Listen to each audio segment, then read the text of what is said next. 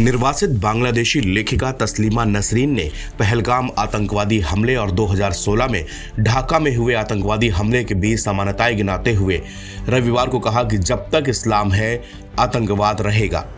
दिल्ली साहित्य महोत्सव में लोगों को संबोधित करते हुए उन्होंने कहा कि इस्लाम 1400 सालों में विकसित नहीं हुआ है। उन्होंने कहा जब तक ये रहेगा तब तक आतंकवादियों को जन्म देता रहेगा।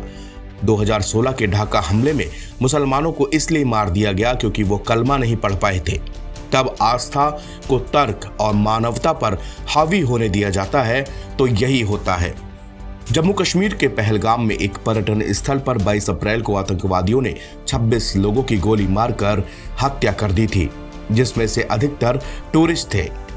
1 जुलाई 2016 को आतंकवादियों के एक ग्रुप ने ढाका के होली ऑर्टिजन बेकरी पर गोलीबारी की थी। इसमें 29 लोग मारे गए थे।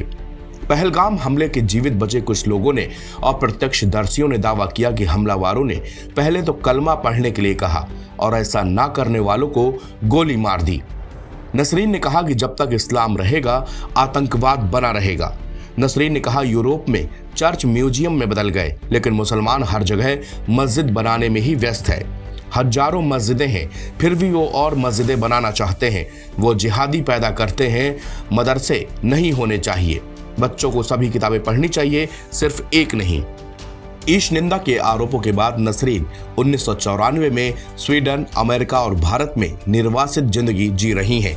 उन्होंने कहा, मैं अमेरिका की स्थायी निवासी हूं और 10 साल तक वहां रही हूं, लेकिन मुझे वहां पर एक बाहरी व्यक्ति जैसा महसूस होता था।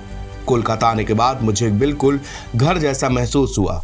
पश्चिम बंगाल से निकाले जाने के बाद मुझे दिल्ली दूसरा घर महसूस हुआ।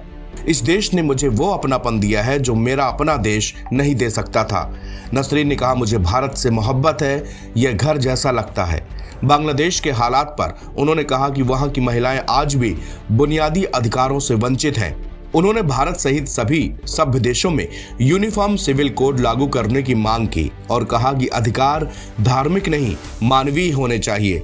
अगर संस्कृति और परंपरा के नाम पर महिलाओं की सुरक्षा से समझौता होता है तो ऐसी संस्कृति को सवालों के घेरे में लाना जरूरी है। एनबीटी ऑनलाइन की रिपोर्ट।